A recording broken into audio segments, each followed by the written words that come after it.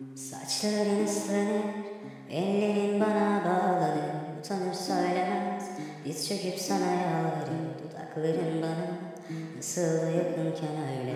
Bu rüyadan biri beni uyandırır. Saatler geçmiyor, rüzgar artık esmiyor. Bana senden kalan hatıralar da yetmiyor. Ellerim üşüyor, fotoğraflar konuşmuyor. Bu zalim dünyada hiçbir şey beni ısıtmıyor. Bir sahne kurmuşum, Kadıköy'de buluşmuşum. Seninle ağlayıp saatlerce konuşmuşum. Verdiğim sözleri birer birer unutmuşum. Üzgünüm sevgilim, düşlerimle savrulmuşum. Bu da bu karları nasıl taşır anlamadım. Ben bir kez vuruldum, bir daha hiç kalkamadım. Sevmeyi denedim, afalladım, denedim olmadı.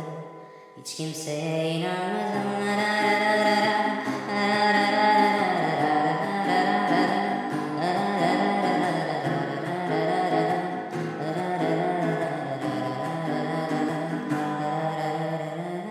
Akşam sevgilim, derin bir okyanustayım. Hiç kimse gelmiyor, bırak beni konuşayım en azından bugün.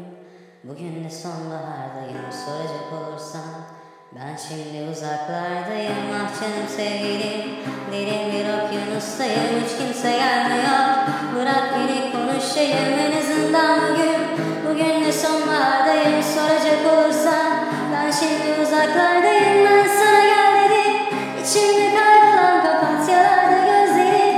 Eski bir radyodan çalan şarkıyı dinledim. Hayatı kahrolan gibi, gururu ayaklar altına alınmış biri gibi. Ben sana gel dedim, içimde kaybolan papatyalarda gözlerim. Eski bir radyodan çalan şarkıyı dinledim. Hayatı kahrolan gibi, gururu ayaklar altına alınmış biri gibi.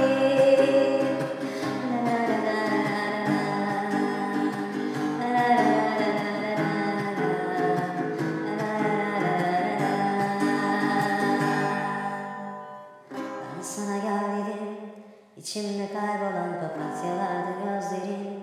Eski bir radyodan çalan şarkıyı dinledim.